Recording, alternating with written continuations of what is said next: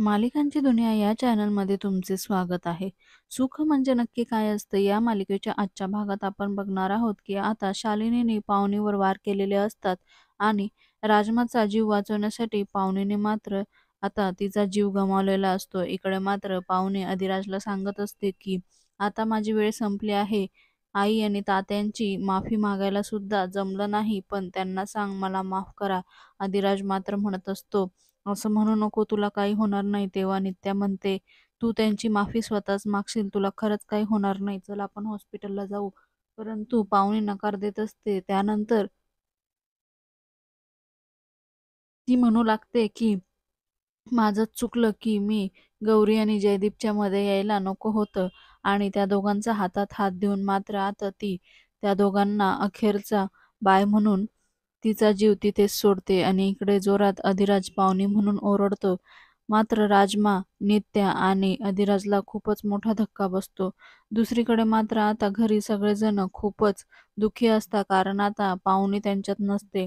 इकडे आई आणि तात्या खूपच रडत असतात, की आपण एका मुलीची जबाबदारी घेतली होती आणि ती आपण पूर्ण करू शकलो नाही. तिच्या आई-वडिलांना दिलेला शब्द आपण पाळू शकलो नाही, असं म्हणून तिचे आई-वडील खूप दुःखी होत असतात. तेव्हा तिचे वडील म्हणतात, "पण ही मुलगी पण अशी का वागली असेल? अशी वागली नसती तर आज कदाचित." तर तेव्हा मात्र सावरीसुद्धा म्हणते, "पण जाता-जाता तिने राजमाचा जीव वाचवला."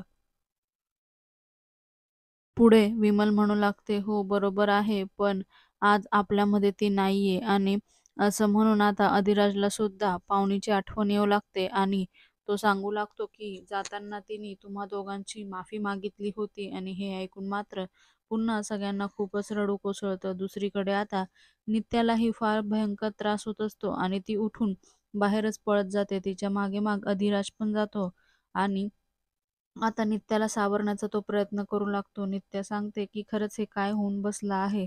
आपल्या मुलीचा जीव वाचवण्यासाठी पावनीने आज तो वार स्वतःवर घेतलेला आहे, असं ती म्हणू लागते. इकडे आता अधिराज नित्याला सावरतो. दुसरीकडे शालिनी मात्र विचारात पडलेली असते. तेवढ्यात तिथे सोमा येतो आणि सोमा म्हणतो, "काय झालं?" तेव्हा शालिनी म्हणते, "खरंच मला कळत नाहीये रे. ही पाहुणी माझ्या मागे-पुढे एवढी करणारी, माझ्या मागे सावलीसारखी असणारी आणि राज मात्र पहिल्यापासून तिच्या डोळ्यात खुपत होती. मग तिने असं का केलं असेल?" तेव्हा सोमा म्हणतो, "तेच तर काही कळत नाही." पण शालिनी म्हणते, "नाही रे, मला खरंच विचार पडला आहे. म्हणजे तिने हे आदिराजच्या मनात जागा मिळवण्यासाठी केलं असेल, की काही वेगळंच कारण असेल. म्हणजे नित्याने तिला हे सगळं सांगितलं तर नसेल ना, पण ती नित्याची का मदत करेल? खरं तर मला वाईटही वाटतं आहे. खरंच खूप चांगली मुलगी होती रे ती. तिने माझी सेवा पण केली. पण तिच्यासोबत असं घडायला नको होतं." असं म्हणून शालिनी सोमाशी बोलू लागते आणि त्यानंतर सोमा म्हणतो, "आता काही कळतच नाहीये." परंतु शालिनी म्हणते, "मला खरं कारण कळल्याशिवाय काही चैन पडणार नाही." दुसरीकडे मात्र आता अधिराज इथे पाहुणीच्या फोटोला फुलं वाहत असतो आणि तेवढ्यात मात्र तिथे राजमा पोहोचते. राजमा मात्र पाहुणीचा फोटो बघते आणि तो बघून तिला घडलेला पुन्हा सगळा प्रकार आठवतो आणि ती खूप रडू लागते आणि "आई-बाबा" असं म्हणते. हे ऐकून मात्र आता विमल आणि तात्यांना खूपच आश्चर्य वाटतं. ते उठून उभे राहतात. त्यानंतर राजमा रडू लागते, की "तिने माझा जीव वाचवला, तुम्ही तिला का नाही वाचवलं?" आणि असं म्हणून खूप रडू लागते. तर अधिराज आणि नित्या तिला आतमध्ये झोपवण्यासाठी नेतात. तर ती पुन्हा-पुन्हा तेच म्हणत असते, "आई-बाबा, असं का झालं? तुम्ही का नाही वाचवलं?" तर नित्या म्हणते, "तू डोळे बंद कर, झोपण्याचा प्रयत्न कर." परंतु ती म्हणते, "नाही, मला कशी काय झोप येईल? माझ्या डोळ्यासमोरनं ते काही जात नाही." परंतु तरीही नित्या तिला झोपवते आणि अधिराज आणि नित्या बाहेर येतात. तेव्हा अधिराजचे आई-वडील त्यांना विचारू लागतात, की "हे काय होतं?" तेव्हा मात्र ते दोघं सांगतात, की "काही नाही. तिला असं काही बोलायचं नव्हतं, पण ती बोलून गेली." तेव्हा मात्र अधिराजचे वडील म्हणतात, "अजिबात नाही बरं का. इतक्या दिवस मी विमलची समजूत काढत होते, पण आता मलाच समजवायला कोणी नाही असं झालंय. माझी समजूत मी काढू शकत नाही." तेव्हा विमलही नित्याला म्हणते, "मॅडम, मीही तुम्हाला खूप वेळा विचारलं, पण तुम्ही खरं सांगितलंच नाही. नक्की हा काय प्रकार आहे?"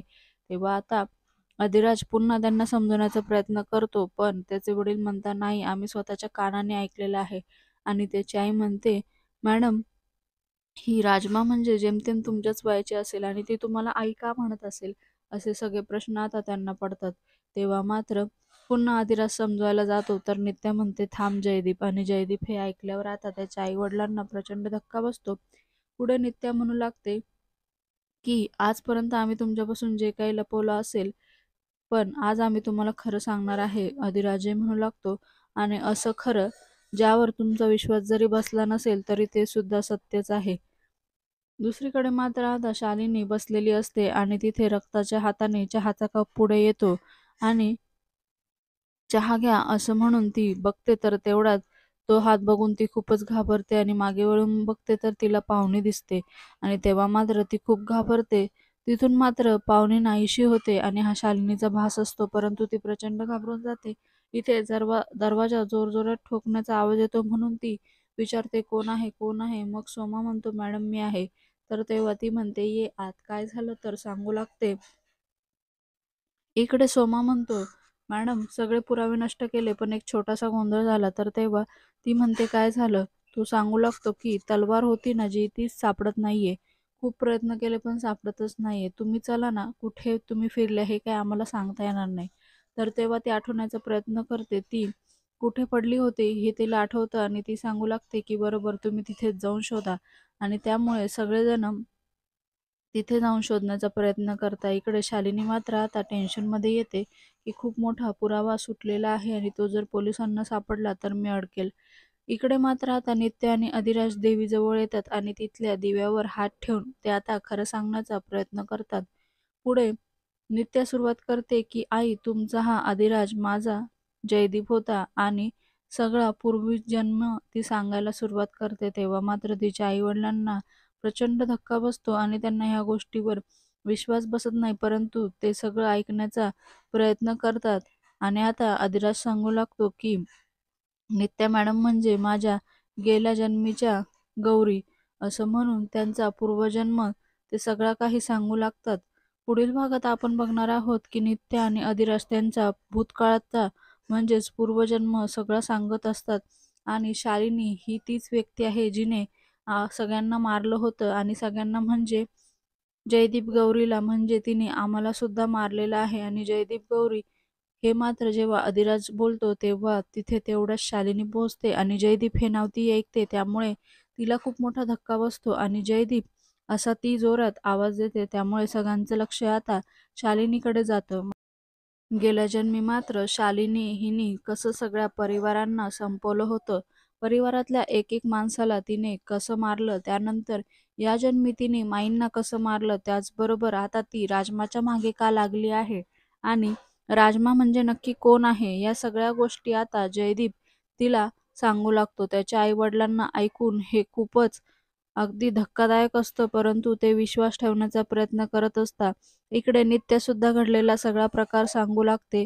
त्याचबरोबर अधिराजसुद्धा सगळा काही प्रकार सांगण्याचा प्रयत्न करत असतो. परंतु जेव्हा ते हे सांगत असतात, तेव्हा मात्र तिथे शालिनी पाहुणीतला श्रद्धांजली वाहण्यासाठी त्यांच्या घरामध्ये येते आणि तेवढ्यात मात्र अधिराज हे सांगत असतो आणि अधिराजच्या तोंडी जयदीपचं नाव ऐकून आता शालिनी तिथेच थांबते आणि ती जोरातच जयदीप असं म्हणून आवाज देते आणि तेवढ्यात सगळ्यांचं लक्ष शालिनीकडे जातं आणि आता त्यांच्या लक्षात येतं की शालिनीने त्यांचं बोलणं ऐकलेलं आहे. त्यामुळे आता शालिनीला नक्की पुढे काय फेस करावं लागणार आहे हे तिच्या लक्षात आलेलं असतं आणि त्यामुळे ती प्रचंड घाबरलेली असते. मालिकेच्या अशाच नवनवीन भागांसाठी आपल्या चॅनलला नक्की लाईक करा, शेअर करा, सबस्क्राईब करा.